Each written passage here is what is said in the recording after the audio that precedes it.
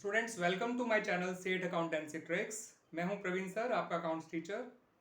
और मैं इस वीडियो में आप लोगों से डिस्कस करने जा रहा हूं question number 80 of the chapter accounting for share capital from the book T S. Grewal. And edition जो मेरे पास है बुक का वो है 2022।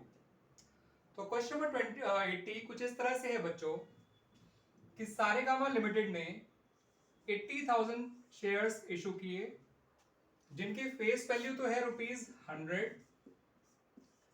और जिनको ₹10 प्रीमियम पे इशू किया गया है। कंपनी पैसा इस तरह से ले रही है, 30 वो एप्लीकेशन पे ले रही है, 30 अलॉटमेंट में जिसमें 10 प्रीमियम के भी हैं यानी 20 + 10, 30 वो ले रही है फर्स्ट कॉल पे और जो बैलेंस है वो ले रही है फाइनल कॉल पे जो कि निकल कर आएगा ₹20। 30 + 20 + 30 80 होता है। इसको आप 20 काउंट करिएगा बिकॉज फेस वैल्यू में प्रीमियम काउंट नहीं होता, दैट्स वाई। तो 30 + 20 50 + 30 80 और बचा 20। पब्लिक ने अप्लाई किया 1,20,000 शेयर्स के लिए और सभी को शेयर्स अलॉट कर दिए गए ऑन प्रोराटा बेसिस, यानी कि 1,20,000 एप्लीकेंट्स को 80,000 शेयर्स दे दिए गए प्रोराटा बेसिस पे, यानी कि हर 3 मांगने वाले को 2 शेयर दे दिए गए। ठीक है बच्चों। फिर उन्होंने बताया कि जो ध्वनि है एक डिफॉल्टर है, इसको 1600 शेयर्स अलॉट किए गए थे। इसने एप्लीकेशन तो दे दिया मगर इसने अलॉटमेंट और फर्स्ट कॉल मनी नहीं दिया। फाइनल कॉल मांगने से पहले ही इसका शेयर फॉरफिट हो गया। उसके अलावा एक और डिफॉल्टर है जिसका नाम सरगम है। इसने 6,000 शेयर के लिए अप्लाई किया था। ध्वनि के तो ये 1600 शेयर अलॉटेड है, सरगम के ये 6,000 शेयर्स अप्लाइड है। इसने एप्लीकेशन दे दिया, अलॉटमेंट दे दिया मगर फर्स्ट कॉल नहीं दी और इसका शेयर भी फर्स्ट कॉल के बाद फॉरफिट हो गया। फाइनल कॉल इससे भी नहीं मांगी गई। फाइनल कॉल वैसे कंपनी ने मांगी भी नहीं। बाद में कंपनी ने 4,000 नहीं है बच्चों, 2,000 शेयर्स इशू किए। इन्हें रीइशू किया, बल्कि हम कहेंगे इशू करना नहीं। इनको बेचा 95 पर शेयर और 80 पेड अप। इनमें ऑल शेयर्स ऑफ ध्वनि इंक्लूडेड हैं, यानी बाकी शेयर जो हैं वो सरगम के रहे होंगे। ठीक है बच्चों। तो ये है क्वेश्चन, आपसे मांगा गया है जर्नल एंट्रीज। इन्होंने कहा है कि आप कॉल से अरियर अकाउंट भी ओपन करिए और अगर जरूरत पड़े तो कॉल से एडवांस अकाउंट की भी। ठीक है बच्चों। और क्वेश्चन में साफ कहा गया है कि फाइनल कॉल करी ही नहीं गई है बाय द कंपनी। क्लियर बच्चों। तो आइए शुरू करते हैं इसका सॉल्यूशन। सबसे पहले एंट्री बनाई जाएगी बच्चों एप्लीकेशन मनी रिसीव करने की। जो एंट्री होती है bank account debit to shares application account.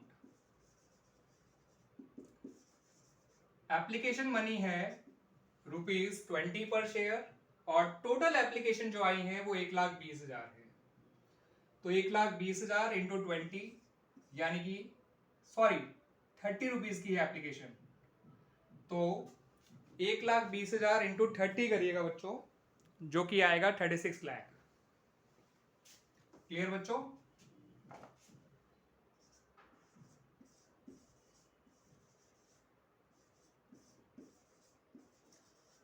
In case of over subscription जो पहली एंट्री पास की जाती है वो हमेशा जितनी एप्लीकेशन आई हैं उनसे ही की जाती है। अब जब हम दूसरी एंट्री बनाएंगे तो इस एप्लीकेशन का पैसा कहां कहां ट्रांसफर हुआ वो हमें दिखाना होगा कि कितना कैपिटल में गया, कितना अलॉटमेंट में गया, कितना रिफंड करना पड़ा अगर है तो, ठीक है, या कितना एडवांस में गया। तो आइए करते हैं सेकेंड एंट्री। सेकेंड एंट्री जब पैसा कैपिटल में ट्रांसफर किया जाता है तो शेयर एप्लीकेशन अकाउंट डेबिट हो जाता है, शेयर कैपिटल अकाउंट क्रेडिट हो जाएगा। शेयर एप्लीकेशन अकाउंट तो डेबिट होगा 36 लाख से ही, शेयर कैपिटल अकाउंट क्रेडिट होगा 24 लाख से। 80,000 शेयर अलॉट किए गए हैं तो 80,000 शेयर का ही पैसा कैपिटल में जाएगा केवल। जो बचे हुए शेयर्स हैं, क्योंकि उन्हें प्रोराटा बेसिस पे अलॉट किया गया है, तो उनका जो पैसा आगे का है उसे शेयर्स अलॉटमेंट अकाउंट में ट्रांसफर कर दिया जाएगा, जो कि आएगा 12 लाख रुपए। 12 लाख इस तरह से आया बच्चों, क्योंकि 1,20,000 मांगने वालों को 80,000 शेयर दिए गए हैं, तो 40,000 इंटू 30 करेंगे। 40,000 उनकी एक्स्ट्रा एप्लीकेशन थी, ठीक है बच्चों, जिसका पैसा अलॉटमेंट में ट्रांसफर कर दिया गया। तो ये 12 लाख रुपए अलॉटमेंट में गया है। आगे जाके इन्हें 80,000 के हिसाब से अलॉटमेंट देनी है 30 रुपीज, यानी कि 24 लाख रुपए देने हैं, जिसमें से 12 लाख पहले आए हुए हैं। तो इन फ्यूचर इनको जो पैसा देना पड़ेगा वो देना पड़ेगा केवल 12 लाख रुपए। अगर अलॉटमेंट पे कोई भी अरियर ना आए तो अलॉटमेंट पे नेट अमाउंट जो मिलना चाहिए वो 12 लाख होना चाहिए, ठीक है बच्चों। तो ये हमने पहली एंट्री बना ली एप्लीकेशन मनी लेने की, और दूसरी एंट्री बनाई उस पैसे को कैपिटल में ट्रांसफर करने की, और जो एक्स्ट्रा पैसा मिला था प्रोराटा कैटेगरी का उसको अलॉटमेंट में ट्रांसफर करने की। तो इस तरह से बन गई हमारी एप्लीकेशन की एंट्रीज। अब हम बनाएंगे बच्चों अलॉटमेंट की एंट्रीज। अलॉटमेंट में हम जानते हैं पहले पैसा ड्यू कराया जाता है, देन उसको रिसीव किया जाता है। तो पहली एंट्री बनाई जाएगी अलॉटमेंट ड्यू करने की, देन एंट्री बनाई जाएगी अलॉटमेंट रिसीव करने की। तो जब आप अलॉटमेंट ड्यू करोगे तो एंट्री बनेगी shares allotment account debit to share capital account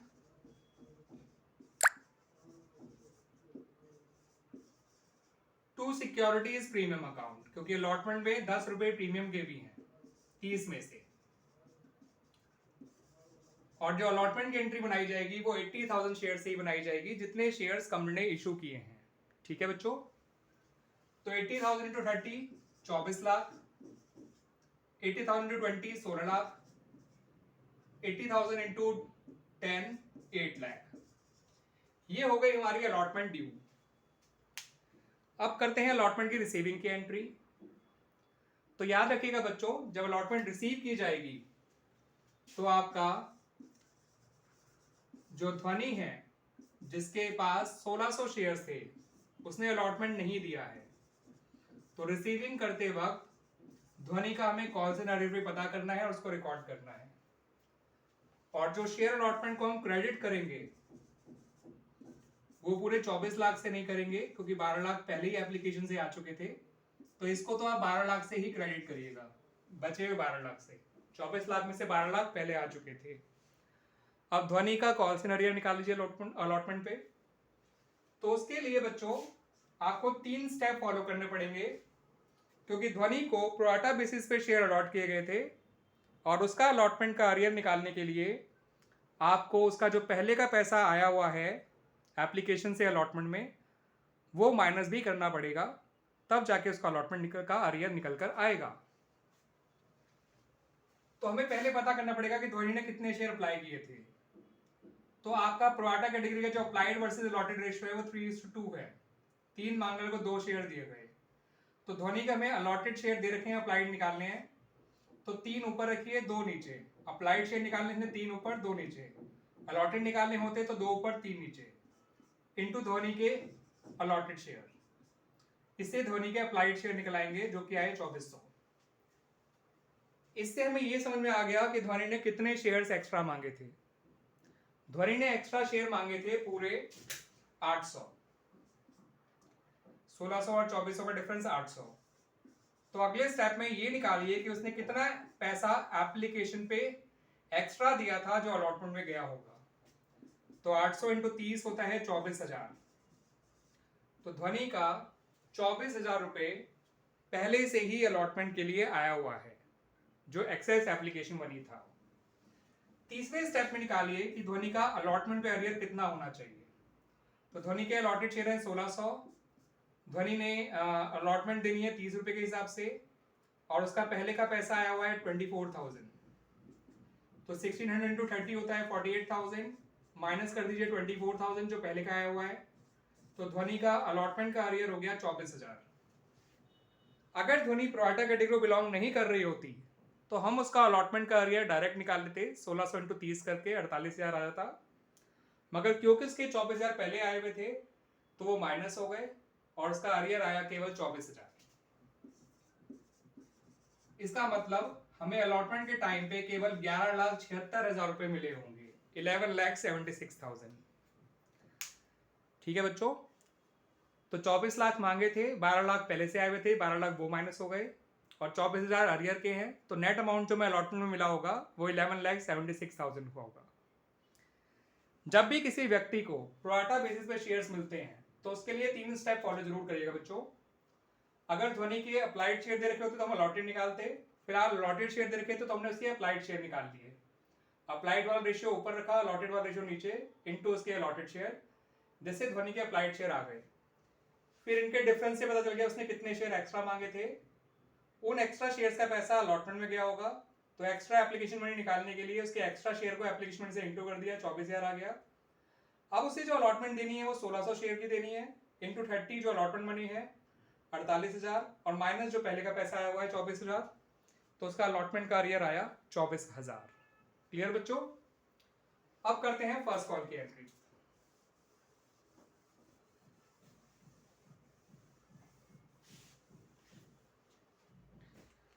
तो फर्स्ट कॉल की एंट्रीज भी 80,000 शेयर से बनेगी, फर्स्ट कॉल भी 30 रुपए की है, तो shares first call account debit to share capital account. First call पे कोई प्रीमियम नहीं है, फर्स्ट कॉल 30 रुपीज की है, तो 80,000 इंटू 30 होता है 24 लाख। अब फर्स्ट कॉल की रिसीविंग के वक्त ध्यान रखिएगा जो अरियर आएगा वो ध्वनि का भी आएगा और सरगम का भी आएगा। तो एंट्री बनेगी bank account debit calls in arrears account debit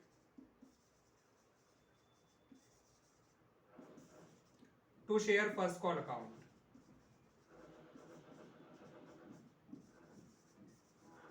यहां तो लिखिए 24 लाख। अब फर्स्ट कॉल पे अरियर जो है ध्वनि का तो 1600 शेयर पे निकलेगा, इंटू 30 कर दीजिए, 48,000 रुपए आ जाएगा।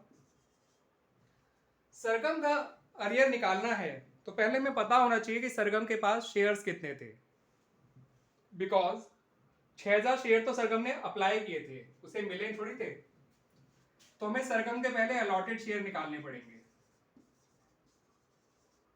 ठीक है बच्चों, सरगम के हमें अलॉटेड शेयर निकालने पड़ेंगे। तो अलॉटेड वर्सेस अप्लाइड में इस बार अलॉटेड का रेशियो ऊपर आएगा क्योंकि इस बार उसके अलॉटेड शेयर निकालने हैं, अप्लाइड का रेशियो नीचे आएगा, इनटू सरगम के अप्लाइड शेयर्स। इससे हमें पता चल गया कि सरगम के अलॉटेड शेयर 4,000 है। इसके लिए कोई 3 स्टेप वर्किंग की तो जरूरत नहीं है क्योंकि इसका एक्स्ट्रा एप्लीकेशन मनी जो था वो अलॉटमेंट तक ही गया होगा, कॉल तक नहीं गया होगा, तो इसका अलॉटमेंट का अरियर नहीं निकालना है जो 3 स्टेप फॉलो करें। ये स्टेप भी इसलिए फॉलो करना पड़ा सरगम के लिए क्योंकि इसके अलॉटेड शेयर में पता नहीं थे। अगर हमें इसके अलॉटेड शेयर पता होते तो हम डायरेक्ट अरियर निकाल लेते, क्योंकि अरियर हमेशा अलॉटेड शेयर भी निकलता है, तो इसलिए हमें सरगम के अलॉटेड शेयर जानना जरूरी था। अब सरगम का कॉल से अरियर निकलेगा 4,000 शेयर्स पे इंटू 30, क्योंकि फर्स्ट कॉल 30 रुपीज की है तो ये आ जाएगा 1,20,000 रुपये। तो टोटल अरियर हो गया 48,000 ध्वनि के और 1,20,000 सरगम के, कुल मिला के 1,68,000 हो गया अरियर्स। तो 24,000 में से 1,68,000 माइनस करिए, 22,32,000 आपका नेट अमाउंट मिला होगा आपको at the time of receiving the first call. ठीक है बच्चों, सरगम का अरियर बस अलॉटेड शेयर पे निकालना था, और उसके अलॉटेड शेयर 4,000 थे, फर्स्ट कॉल मनी 30 रुपए का था, तो 4,000 इंटू 30 हो गया 1,20,000 रुपए। सरगम के लिए वो 3 स्टेप वर्किंग की जरूरत नहीं है। 3 स्टेप वर्किंग उन्हीं के लिए की जाती है जिसको प्रोराटा बेसिस पे शेयर्स मिले हों और जिसने अलॉटमेंट ना दिया हो। सरगम ने अलॉटमेंट दे दिया था। ठीक है बच्चों, सरगम के अलॉटेड शेयर निकालने बहुत जरूरी थे क्योंकि अर्लियर अलॉटेड शेयर पे निकलता है। आइए अब करते हैं इन दोनों के शेयर्स फॉरफीट, क्योंकि आखिरी कॉल तो करी ही नहीं गई है। इन दोनों के शेयर आखिरी कॉल से पहले ही फॉरफीट हो गए थे। हम सरगम का शेयर अलग फॉरफीट करेंगे, ध्वनि का शेयर अलग फॉरफीट करेंगे, क्योंकि दोनों के सारे शेयर इशू नहीं हुए हैं। तो बेटर है कि आप अलग अलग इनके शेयर फॉरफीट करो। तो पहले मैं फॉरफीट कर रहा हूं ध्वनि के शेयर, और ध्वनि ने प्रीमियम नहीं दिया क्योंकि इसने अलॉटमेंट भी नहीं दिया था। तो सिक्योरिटीज प्रीमियम अकाउंट डेबिट होगा to calls in arrears. Arrears जब शेयर फॉरफीट किया जाता है तो अरियर्स अकाउंट कैंसिल हो जाता है, जो है क्लोज हो जाता है, इसलिए वो क्रेडिट हो गया और एक नया अकाउंट ओपन होता है जिसको कहते हैं फॉरफीटेड शेयर्स अकाउंट। ध्वनि के पास थे 1600 शेयर और 80 रुपीज ही कभी कथा कंपनी ने कॉल किए हैं, तो 1600 इंटू 8 होता है 128 और 3 जीरो 1,28,000। प्रीमियम था 10 रुपए, तो 1600 इंटू 10 16,000। ध्वनि का जो अरियर आएगा वो आया था एप्लीकेशन पे, जो उसका अरियर था फॉर अलॉटमेंट पे वो था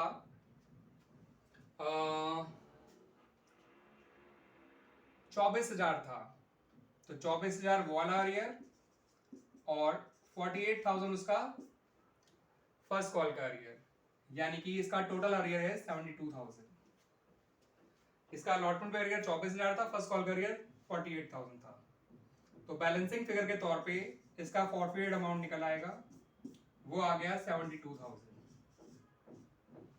ये हो गए हमारे ध्वनि के शेयर्स फॉरफीट। अब करते हैं सरगम के शेयर्स को फॉरफीट। ठीक है बच्चों, जब सरगम के शेयर फॉरफीट करेंगे तो शेयर कैपिटल अकाउंट डेबिट होगा 4,000 इंटू 80 यानी 3,20,000 से।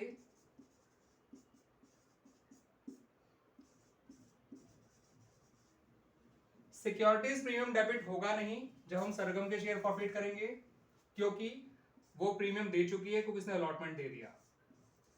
कॉल्स इन अरियर इसके लिए भी क्रेडिट होगा क्योंकि इसका अरियर था 4,000 इंटू 30 दैट इज 1,20,000, जो फर्स्ट कॉल पे ही आया था केवल। और बैलेंसिंग फिगर पे तौर पे इसका आ जाएगा फॉरफीट शेयर अकाउंट में पैसा 2 लाख रुपए।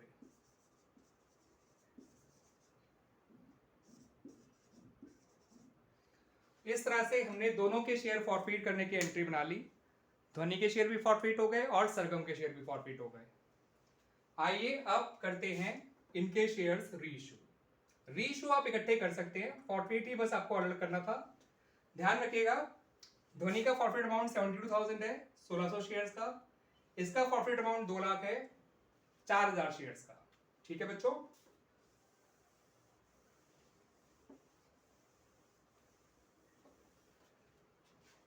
अब क्वेश्चन में कहा गया कि केवल 2,000 शेयर ही रीइश्यू करे गए हैं, 95 रुपीज पर शेयर उनको बेचा गया है और केवल ₹80 पेड अप माना है। तो इसका मतलब ये हुआ कि शेयर प्रीमियम पर रीइश्यू हुए हैं। तो रीइश्यू की एंट्री बनेगी bank account debit securities premium account, sorry to share capital account to securities premium account. 2,000 into 95 तो यहां आ जाएगा, जो कि आएगा 1,90,000। 2,000 इंटू 80 यहां आ जाएगा, यानी कि 1,60,000। और 2,000 इंटू 15 यहां आ जाएगा, यानी कि 30,000। ठीक है बच्चों, अब अगली एंट्री की जाएगी गेन की, gain on reissue of forfeit shares. मगर उसको करने से पहले आप गेन निकाल लीजिए बच्चों। क्यों? क्योंकि इस बार फॉरफीट तो ज्यादा शेयर्स हुए हैं, रीइश्यू कम शेयर्स हुए हैं, तो गेन निकालने में थोड़ी सी आपको एक्स्ट्रा मेहनत करनी पड़ेगी। उसके लिए बच्चों ध्यान रखिए, 2 डिफॉल्टर थे, ध्वनि और दूसरा सरगम। ध्वनि के अलॉटेड शेयर थे 1600, सरगम के अलॉटेड शेयर थे 4,000। ध्वनि का फॉरफीट अमाउंट था 72,000, सरगम का था 2 लाख। फॉरफिट तो टोटल 5600 शेयर हुए थे, लेकिन जो शेयर रीइश्यू हुए हैं वो केवल 2000 हुए हैं, जिसमें ध्वनि के सारे शेयर इंक्लूडेड हैं और सरगम के केवल 400 शेयर ही होंगे, क्योंकि 2000 में अगर 1600 ध्वनि के हैं तो सरगम के केवल 400 ही शेयर होंगे। तो थोड़ा सा लॉजिक लगाइए कि 1600 शेयर का फॉरफिट अमाउंट अगर 72,000 है तो 1600 शेयर ही रीइश्यू हुए हैं, तो इनका भी फॉरफिट अमाउंट 72,000 ही होगा, क्योंकि फॉरफिट शेयर्स और रीइश्यूड शेयर्स ध्वनि के बराबर है। तो अगर इन 1600 का 72,000 मिला हुआ पैसा है तो इन 1600 का भी 72,000 ही होगा मिला हुआ पैसा। इन 4000 शेयर्स का मिला हुआ पैसा अगर 2 लाख है तो 400 शेयर्स का मिला हुआ पैसा 20,000 होना चाहिए। सिंपल लॉजिक बच्चों, केवल उसके 110 शेयर ही इशू हुए हैं, रीइश्यू हुए हैं, तो 2 लाख का 110 20,000 हो गया। इन्हें ऐड कर लीजिए, यानी कि जो शेयर्स रीइश्यू हुए हैं उनका फॉरफिट किया हुआ पैसा 92,000 है, और इन शेयर्स के रीइश्यू पे कोई डिस्काउंट नहीं देना पड़ा बिकॉज शेयर्स प्रीमियम पे रीइश्यू हुए थे। तो आपका जो गेन है वो 92,000 निकल कर आएगा, क्योंकि जितना फॉरफिट अमाउंट है अगर शेयर्स के रीइश्यू पे कोई डिस्काउंट नहीं दिया जाता तो उन रीइश्यूड शेयर्स का फॉरफिट अमाउंट डायरेक्ट कैपिटलिज्म में चला जाता है पूरा का पूरा। लेकिन सिर्फ उतने ही शेयर का जो रीइश्यू हुए हैं, ऐसे तो 2,72,000 रुपए था टोटल फॉरफिट अमाउंट, लेकिन ये सारे शेयर्स का था, हमने केवल रीइश्यूड शेयर का फॉरफिट अमाउंट निकाला जो आया 92,000। 1600 शेयर्स का 72,000, 1600 का 72,000, 4000 शेयर का 2 लाख, तो 400 शेयर का 20,000। यहाँ फॉरफिट शेयर लिखा गया, यहाँ उनका फॉरफिट अमाउंट लिखा गया, यहाँ वो शेयर लिखे गए जो रीइश्यू हुए, ये उनका प्रोपोर्शनेट फॉरफिट अमाउंट आ गया। इसका 72,000 इसलिए रहा क्योंकि फॉरफिट शेयर और रीइश्यूड शेयर बराबर थे। यहाँ पे 4000 था और यहाँ पे केवल 400 था, तो इसका भी मैंने 1/10 कर दिया तो आया 20,000। सिंपल लॉजिक से निकाल लिया बच्चों, यूनिटरी मेथड कहते हैं इसको।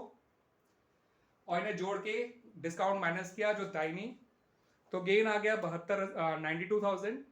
और इस 92,000 की हम एंट्री बनाएंगे forfeited shares account debit to capital reserve account. तो एंट्री बनेगी forfeited shares account debit to capital reserve account 92,000। और इस तरह से बच्चों ये क्वेश्चन हमारा कंप्लीट हो जाता है। ठीक है बच्चों, अच्छा क्वेश्चन था ये, मुश्किल नहीं था बिल्कुल भी, बस प्रोराटा का क्वेश्चन था इसलिए थोड़ा सा लेंदी हो जाता है, बट जैसे जैसे मैंने आपको स्टेप बाय सिखाया है उसी तरह से आप लोग इसको करिएगा। ऐसे क्वेश्चंस और भी हैं, इसको करके आपको उनको करने के लिए हेल्प मिल जाएगी बच्चों। थैंक यू बच्चों।